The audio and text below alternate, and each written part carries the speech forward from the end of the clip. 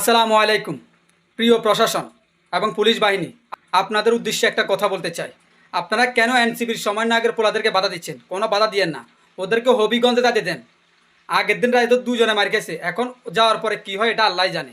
আপনারা ওদের কোনো বাধাই দিবেন না। আপনারা বাধা দিচ্ছেন দেখে ওরা আপনাদেরকে আজকে নিয়ে স্লোগান দিচ্ছে, বাহা কি চমৎকার, পুলিশ সন্ত্রাসীদের পাহারাদার। কি দরকার ছিল আপনাদের বাধা দেওয়ার?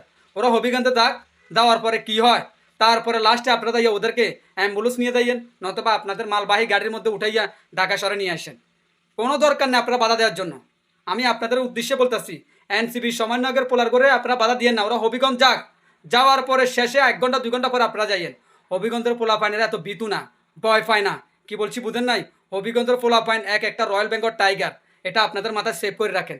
আপনারা চাচ্ছেন ওদের ভালোর জন্য, ওরা ওদের ভালো চাচ্ছে না। তাই আমি আপনাদেরকে বলতেছি, আপনারা সরে যান, এনসিবির পোলা পাইনের হবিগঞ্জে দিয়ে দেন, তারপরটা দেখা থাক। আল্লাহ হাফেজ। আপনারা কি বলেন? ভালো লাগলে ভিডিওটা শেয়ার করে প্রত্যেকটা মানুষকে দেখার সুযোগ করে দেন। আল্লাহ হাফেজ।